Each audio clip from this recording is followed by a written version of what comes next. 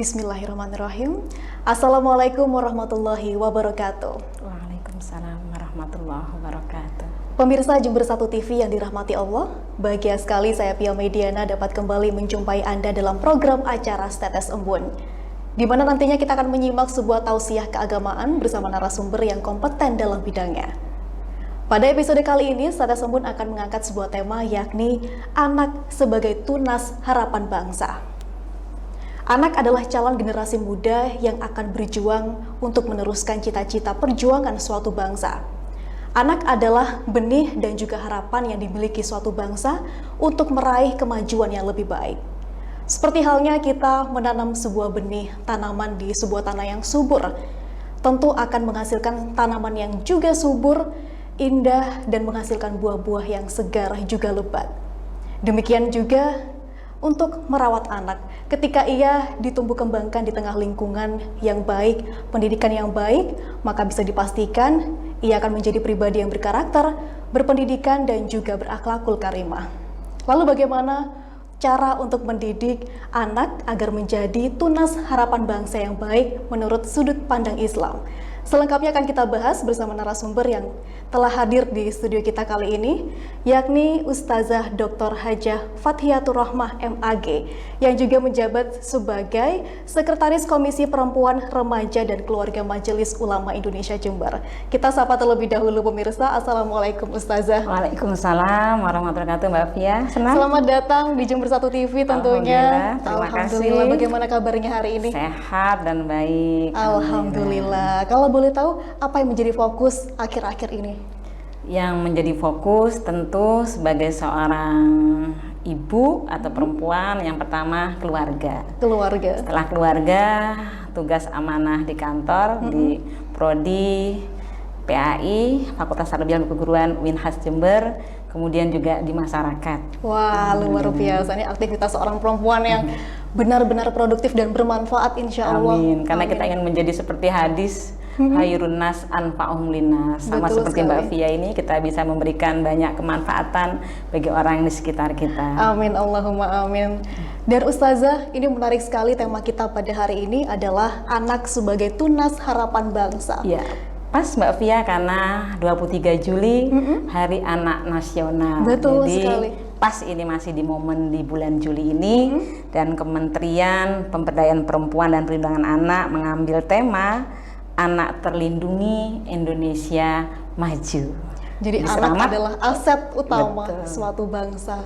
Dan bagaimana sebenarnya cara mendidik yang baik menurut sudut pandang Islam, Ustazah? Ya. Selengkapnya akan kami persilakan Ustazah untuk memberikan tausiah kepada kita semua. Baik, terima kasih Mbak Fia. Izinkan saya menyapa pemirsa Jember 1 TV lebih dahulu. Bismillahirrahmanirrahim. Assalamualaikum warahmatullahi wabarakatuh. Waalaikumsalam warahmatullahi wabarakatuh. Alhamdulillahirabbil alamin. Shalatu wassalamu ala asrofil anbiya'i wal mursalin wa ala alihi wa ashabi ajmain, amma ba'du. Pemirsa Jember 1 TV yang saya cintai, yang saya sayangi, yang dirahmati Allah, dimuliakan oleh Allah. Semoga semua dalam keadaan sehat dan baik. Dan hari ini kita akan mencoba membahas terkait anak sebagai tunas harapan bangsa. Dalam Islam kita sudah sangat memahami bahwa Islam sangat memperhatikan terkait aspek anak atau pendidikan anak. Karena anak bisa tumbuh dan berkembang menjadi investasi atau aset, tapi juga anak bisa menjadi fitnah bagi kehidupan dirinya sendiri, keluarganya, mungkin juga di sekolah dan di masyarakatnya. Kita bisa melihat satu hadis Nabi. Bismillahirrahmanirrahim. Idza mata ibnu adama in qata anhu amaluhu illa min thalas. Ketika nanti anak Adam meninggal, maka akan terputus semua amalnya, kecuali 3 perkara. Yang pertama, sedekatin jariyah, sedekah jariyah yang kita tasarufkan, kita distribusikan selama kita hidup, akan mengalirkan pahala untuk kita di kehidupan alam barzah, penantian yang mungkin bisa lama dari usia kita. Yang kedua, ilmin yuntafa'u bihi, ilmu yang bermanfaat. Nah, ini bisa diberikan dari ayah bunda yang mendidik anak-anaknya akan terus mengalirkan pahala. Juga bapak ibu guru di sekolah maupun di jenjang sampai perguruan tinggi menjadi aliran pahala yang tiada berhenti. Nah, yang ketiga terkait dengan anak, awaladin sholihin yad'ulahu, anak soleh yang mendoakan kedua orang tua. Jadi ini posisinya anak bisa menjadi investasi terbesar kita. Karena itu pendidikan anak harus dipersiapkan, direncanakan, dioptimalkan sehingga bisa menjadi aset bangsa, penerus, dan bukan menjadi pemimpin di masa yang akan datang. Tapi di ayat yang lain Allah juga menyampaikan bahwa anak bisa menjadi cobaan dan fitnah. Dalam surah At-Taghabun ayat 15, innama amwalukum wa auladukum fitnah.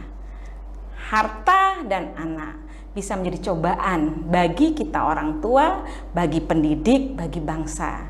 Sehingga kemudian Allah menyampaikan di dalam surah Al-Munafikun ayat 9, ya ayyuhalladzina amanu, wahai orang yang beriman, la tulhikum amwalukum wala auladukum an dzikrillah. Jadi wahai orang yang beriman, jangan engkau sampai terlena atau mengabaikan karena harta dan anak sehingga lupa mengingat Allah. Nah, karena itu penting bagi kita semua memperhatikan aspek pendidikan anak, di mana banyak menurut hasil penelitian anak-anak terutama di rumah itu banyak terjadi secara alamiah, tidak dipersiapkan, tidak direncanakan, padahal dia memegang peranan yang penting terutama bagi kedua orang tua. Ya ayyuhallazina amanu qu anfusakum wa ahlikum naro, wahai orang yang beriman, peliharalah dirimu, keluargamu dari siksa api neraka. Maksudnya setiap orang tua berkewajiban mengantarkan anak-anaknya hidup bahagia dunia dan akhirat. Karena itu aspek pendidikan terkait akidah, terkait ibadah, terkait akhlak, juga ilmu apapun yang akan menyampaikan dia pada bahagia di masa depannya harus dipersiapkan. Sehingga Ali bin Abi Thalib menyampaikan, alimu auladakum, didiklah anak-anak kalian ghaira ma'ulimtum, tidak seperti engkau dididik. Kan sering kita mengatakan ibu mbien, bapak mbien yang mbien. Tapi sekarang apa kata Ali bin Abi Thalib? Didik anakmu tidak seperti engkau didik. Fa innahum, karena mereka khuliqu, diciptakan li zamanin ghaira zamanikum, zaman yang berbeda. Karena itu penting kita meneladani banyak sekali contoh profil pendidik teladan seperti Luqman di dalam surah Al-Quran surah ke-31 ada surah Luqman. Beliau bukan seorang rasul, bukan seorang nabi, tapi kemudian karena kebijaksanaannya diabadikan menjadi surah Luqman yang berisi bagaimana kita mendidik anak-anak kita. Dalam kita mendidik anak, maka tadi dipersiapkan dengan satu, kita mulai dari ketika kita memilih pasangan hidup kita. Betul sekali. Kita melihat ada yang namanya Abu Aswad Ad-Duali. Suatu ketika beliau berjalan bersama putra-putri beliau, lalu kemudian menyampaikan, wahai anak-anakku yang kusayangi, telah kudidik kalian dengan sangat baik. Dari kalian mulai dilahirkan sampai sebesar ini. Bahkan sebelum kalian dilahirkan. Sang anak bertanya, bagaimana ayah bisa mendidik kami sebelum kami dilahirkan? Dengan kupilih ibu yang baik untukmu. Jadi ada hak anak dari ayah dipilihkan ibu yang baik. Jadi ketika kita mulai memilih pasangan, maka akan menentukan bagaimana anak kita. Kalau Mbak Fia setelah memilih seseorang menjadi pasangan hidupnya, maka nanti pertama menurunkan pendidikan secara physically, maka akan menurunkan dari Mbak Fia maupun apa suami. Yang kedua, pendidikan psikis, sifat dari orang tua akan diturunkan kepada anak-anaknya.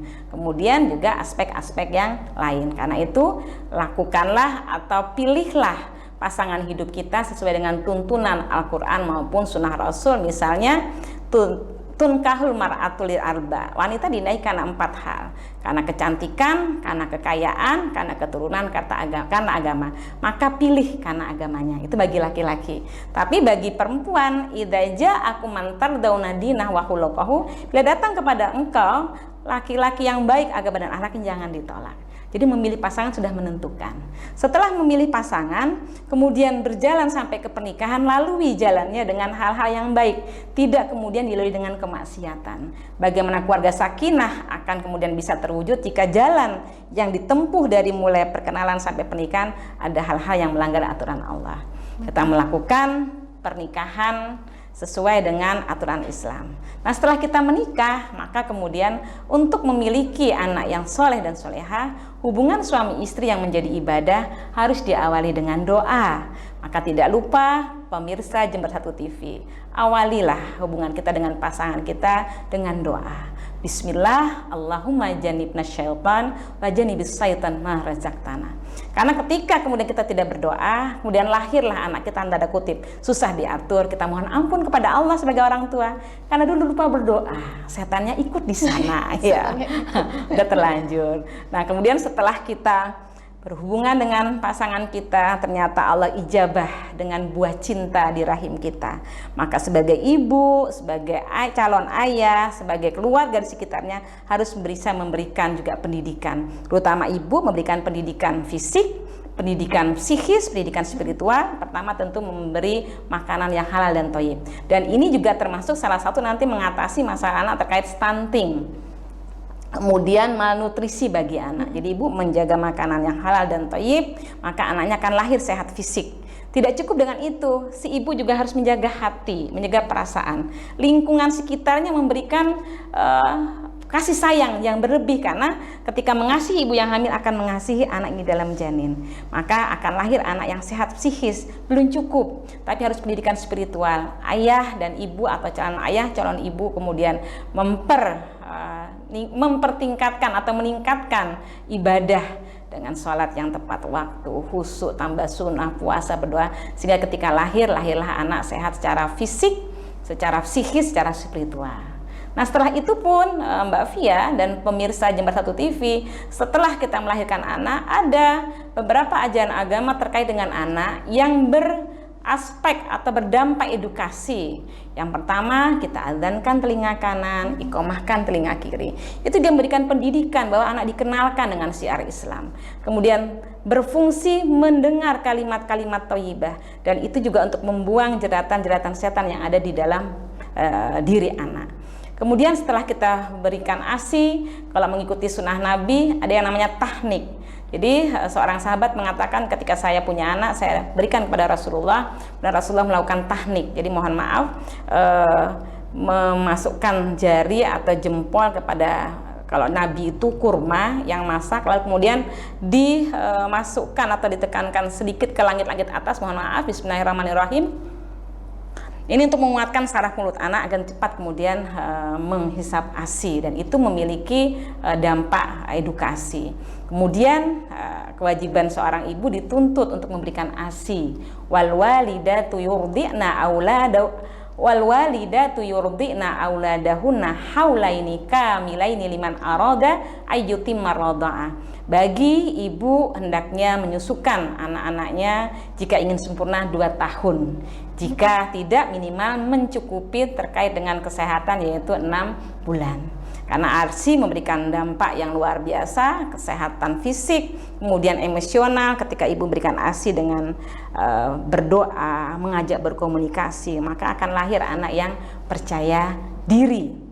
Kemudian setelah memberikan ASI, nanti kita juga ada yang namanya akekah. Kita suka mendapatkan undangan akekah, yaitu menyembelih 2 ekor kambing untuk anak laki-laki, kemudian anak perempuan 1 ekor kambing pada hari ke-7 kah, 14 kah, atau 21 menurut hadis yang sahih. Itu juga bermuatan edukasi, artinya mengajak anak bersyukur kepada Allah, mengajak orang tua untuk mengenalkan anak kepada orang lain, lalu meminta didoakan, dan juga mengajak berjuang. Jadi ketika kita sedang hamil 7 bulan, kemudian USG, anaknya apa nanti kira-kira dok? Insya Allah laki-laki. Ya, bapaknya harus kerja keras nih, karena harus menyembelih 2 ekor kambing ya.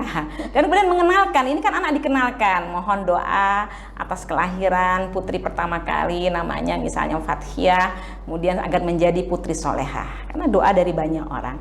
Dan kemudian ketika kita akekah, disunahkan memberi nama yang baik, karena nama adalah doa. Siapa nama bu putranya? Untung. Oh, nak Untung, Mas Untung, Pak Untung terus.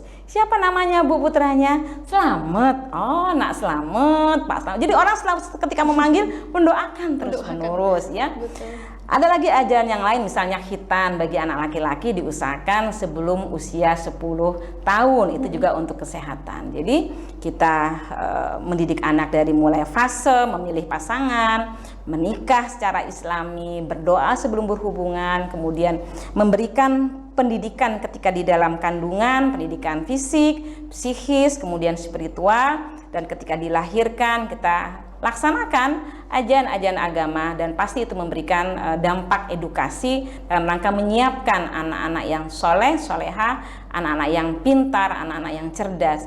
Kemudian tentu pendidikan nanti anak usia dini, pendidikan remaja, dewasa, dan pendidikan seumur hidup. Nah itu sebagai pengantar Mbak Fia.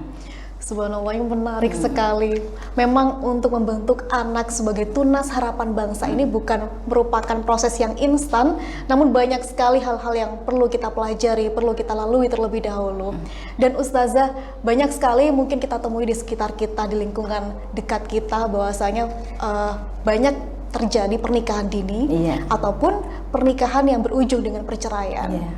Akhirnya anak yang menjadi korban dari konflik rumah tangga. Apakah sebenarnya pendidikan parenting tentang anak itu perlu dilakukan atau dipahami jauh sebelum menikah? Iya, betul sekali Mbak Fia. Maka tadi pendidikan anak disiapkan dari kita memilih pasangan hidup, dan kemudian nanti ada kematangan fisik atau usia, maka tidak boleh sebetulnya ada pernikahan di bawah usia 19 tahun. Maka sekarang juga banyak sekali beberapa institusi yang kemudian berupaya untuk sama-sama kita bekerja untuk mengurangi angka pernikahan perkawinan anak. Karena ternyata cukup banyak tentang angka pernikahan anak, dan itu pasti ada dampak-dampak negatif yang lain, misalnya nanti ketidaksiapan dalam menempuh pernikahan, kemudian adanya perceraian, kemudian ada anak-anak yang tidak sehat. Sehingga penting persiapan ilmu sebelum menikah, ya tentu ilmu agama sebagai pedoman kehidupan kita akan mengarahkan, ilmu terkait pernikahan misalnya memahami psikologi laki-laki dengan perempuan, psikologi seksual laki dengan perempuan. Lalu apa saja yang harus disiapkan, karena sekarang memang kehidupan tidak sama dengan seperti kehidupan kita, sehingga betul-betul penting menyiapkan ilmu untuk kemudian kita bisa mendidik anak-anak kita. Termasuk di zaman seperti ini kita tidak boleh gaptek ya, karena anak-anak kita hidup di masa itu, dan tidak bisa lagi mendidik anak seperti masa dulu. Kalau masa dulu kan anak itu dilihat saja oleh orang tua gini, dia akan bingung, apa salah saya? Kalau anak kita sekarang, nak, kenapa ayah lihat aku? Kan begitu, tidak sama. Dan ini sangat menjadi hal yang penting karena memang anak ini merupakan aset suatu bangsa. Namun berbicara mengenai aset ataupun investasi, apakah boleh seorang orang tua itu menganggap anak sebagai investasi, Ustazah? Jadi ketika orang tua beralasan kami sudah membesarkan anak kami hingga dewasa, menyekolahkan, memberikan pendidikan yang baik begitu, akhirnya mereka sebagai orang tua ingin timbal balik dari seorang anak. Baik, nah Mbak Fia sebagai orang tua, sebagai pendidik atau guru ataupun masyarakat dan pemerintah, nah mendidik anak itu kan satu harus dengan ikhlas. Betul sekali. Jadi ikhlas tidak mengharap timbal balik dari anak. Jadi anak itu amanah dari Allah kepada orang tua. Amanah juga dari orang tua kepada pendidik atau guru, dan juga amanah kepada masyarakat maupun pemerintah. Jadi karena kita mendidik anak itu harus satu dengan ikhlas. Kita melakukan hal apapun karena mengharap ridha Allah. Jadi kalau kita punya anak, ya niat kita hanya memang karena Allah untuk membesarkan anak kita. Ya bersyukur kalau kemudian ketika kita sudah di usia tua atau sepuh, lalu anak kita bisa kita ambil manfaat atau baktinya. Tapi kita tidak boleh kemudian menghitung, dulu bapak ibu sudah mensekolahkan di sini segala macam, sekarang balik, no misalnya, tidak seperti itu. Jadi harus ikhlas dalam mendidik anak. Tidak sekedar hanya ikhlas Mbak Fia, kita juga harus perlu memberikan keteladanan. Ini yang menjadi penting. Makanya pendidikan karakter itu kemudian menjadi hal yang penting. Karakter tidak bisa diciptakan, betul, harus ditumbuhkan. Makanya tunas tadi ditumbuhkan dari keteladanan orang tua, keteladanan guru, pendidik maupun masyarakat di lingkungannya. Makanya Ki Hajar Dewantara kan punya 3 lingkungan pendidikan, lingkungan dalam keluarga, tanggung jawabnya ayah ibu atau siapa yang di lingkungannya yang bisa menggantikan peran ayah ibu, yang mohon maaf bila mana ada anak yang ketika dilahirkan atau dalam usia tertentu ditinggal oleh ayah dengan ibunya. Jadi ini kemudian menjadi penting untuk kita semua. Dengan apa tadi, keteladanan, kemudian dengan kasih sayang. Karena Rasulullah SAW itu senantiasa ketika bertemu dengan anak pasti menyapa dengan assalamualaikum, makanya memberikan penghormatan. Nah, salah satu dari tema Hari Anak Nasional tadi kan adalah anak terlindungi, Indonesia maju.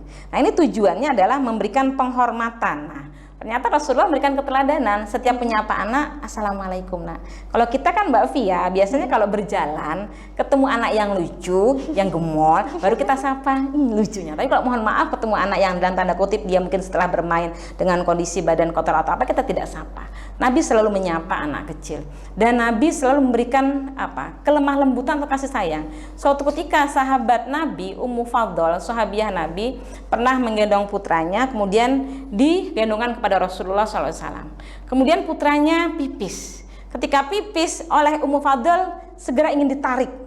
Maka kata Nabi, jangan engkau lakukan. Tunggu sebentar. Siapa yang bisa mengobati hatinya yang terkoyak karena engkau tarik dari saya? Padahal bekas pipis anak ini bisa saya bersihkan.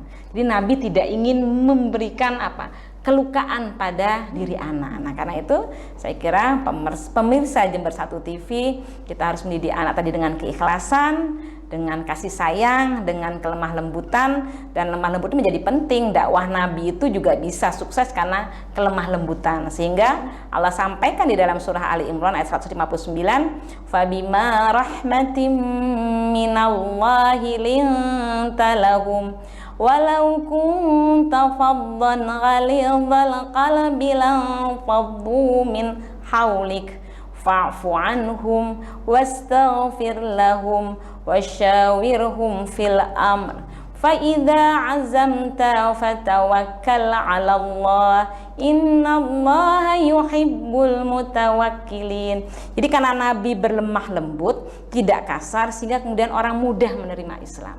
Kalau dalam pergaulan kita kemudian sudah berlemah lembut, tidak kasar, kok kemudian anak melakukan sesuatu yang tidak baik, maka kita maafkan, kita doakan. Dan kita juga perlu mendidik anak dengan adanya sharing, tidak sekedar hanya dogma harus. Dan itu diberikan teladan oleh Nabi Ibrahim alaihissalam ketika Allah memerintahkan untuk menyembelih Nabi Ismail. Maka Nabi Ibrahim sebagai seorang ayah mengatakan, "Fangdur madza taro." Bagaimana nak pendapatmu? Tidak nuruto kan, tidak, tapi bagaimana pendapatmu. Jadi ada sharing. Dan mendidik anak zaman sekarang di samping tadi keikhlasan, keteladanan, kasih sayang, tentu harus sabar. Betul. Kita sabar dalam kemudian memenuhi kehidupan anak. Sabar ketika anak bertanya, mau mendengarkan dan menjawab. Sabar kemudian ketika anak melakukan hal-hal yang barangkali menurut kita belum pas. Nah, kita perlu membimbing anak-anak kita, terlebih di kehidupan yang seperti ini, karena mungkin zamannya sudah zaman berbeda, sehingga kata anak-anak, itu kan zaman bapak dulu, zaman saya berbeda. Jadi itu kemudian juga tidak lupa kita mendidik anak tentu harus dengan adil. Kalau kita punya anak 1 atau 2, karena anak lahir juga ada keterlibatan kita sebagai ayah dan ibu. Semua anak punya karakteristik masing-masing. Karena itu kita harus mengoptimalkan sesuai dengan apa yang mereka miliki. Dan tidak lupa juga mendidik anak harus juga melihat bagaimana perkembangan di masa yang akan datang, karena kita menyiapkan 10-15 tahun yang akan datang. Masya Allah Ustazah, ini menarik sekali. Karena ketika kita cukup meneladani Rasulullah SAW saja sudah kompleks sekali hal yang bisa dilakukan untuk mendidik anak. Dan itu teladan yang sangat baik bisa diterapkan. Betul, dan itu kan sudah Allah sampaikan kepada kita Mbak Fia dalam surah Al-Ahzab ayat 21, "Laqad kana lakum fi Rasulillahi uswatun hasanah." Sungguh terdapat teladan yang terbaik bagi kita dari diri Rasulullah SAW. Ya. Jadi tadi ya Mbak Fia terkait kita bagaimana mendidik anak, tentu dengan keikhlasan, tentu dengan kasih sayang, kesabaran, kemudian keteladanan, juga tidak lupa Mbak Fia dengan doa. Ya, kita sudah berikhtiar semaksimal mungkin. Terakhir kita doa dan tawakal. Karena itu pemirsa Jember 1 TV, kita bisa melihat dari 6.236 ayat Al-Quran, ada kira-kira 4 ayat yang bisa kita panjatkan kepada Allah agar kita punya keturunan yang soleh dan solehah. Yang pertama dalam surah Ali Imran, surah yang ketiga ayat 38. Rabbi habli min ladunka dzurriyyatan thayyibah innaka sami'ud du'a. Ya Allah, anugerahkanlah kepada aku, kepada hambamu ini keturunan yang baik. Engkaulah yang maha pengabul doa. Yang kedua surah Ibrahim, surah ke-14 ayat 40. Rabbi ja'alni muqimas shalah wa min dzurriyyati rabbana wa taqabbal doa. Ya Allah, jadikanlah hambamu ini dan keturunan hambamu ini orang yang konsisten menegakkan sholat. Karena sholat menjadi salah satu indikator keluarga itu menjadi keluarga yang sakinah, dan kemudian anak kita menjadi anak yang soleh dan solihah. Nah yang ketiga ayat yang pendek sekali di dalam surah As-Saffat ayat 100. Rabbi habli minas salihin. Ya Allah, jadikanlah hambamu ini juga keturunan hamba menjadi anak yang soleh.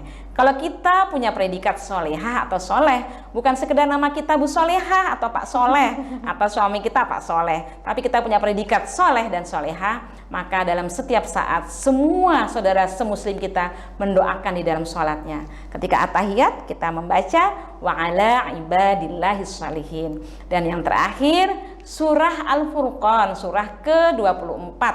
Mohon maaf, surah ke-25 ayat 74. Rabbana hablana min azwajina wa dzurriyyatina qurrata a'yun waj'alna lil muttaqina imama. Semoga Allah anugerahkan kepada kita pasangan-pasangan yang baik, juga keturunan yang menyejukkan mata, dan nanti anak-anak kita semua menjadi pemimpin di masa yang akan datang. Jadi itu ada 4 doa yang bisa dipanjatkan oleh kita semua agar kita punya keturunan yang soleh dan solehah. Amin. Dan doa ini sangat berperan penting. Dan Ustazah, mungkin ini adalah pertanyaan terakhir. Banyak sekali orang tua yang mungkin masih memaksakan egonya terhadap anak, mulai dari bagaimana jalan hidupnya, hal terkecil, pendidikan apa yang harus ditempuh begitu. Apakah seorang anak ini bisa kita anggap sebuah gelas yang kosong kemudian harus kita isi, atau sesuatu yang hanya perlu kita gali apa yang menjadi potensinya begitu? Iya, baik Mbak Fia, terima kasih. Jadi sesungguhnya setiap anak lahir punya potensi. Maka Allah sampaikan bahwa ketika di dalam surah An-Nahl ayat 78, wallahu akhrajakum min butuni ummahatikum la ta'lamuna syai'a wa ja'alakumus sam'a wal absar wal afidah la'allakum tashkurun.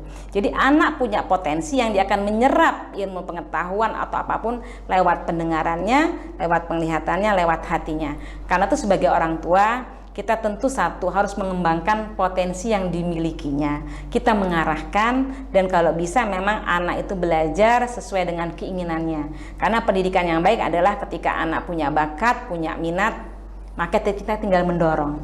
Tapi jika anak tidak punya bakat, dia punya minat, kita beri kesempatan.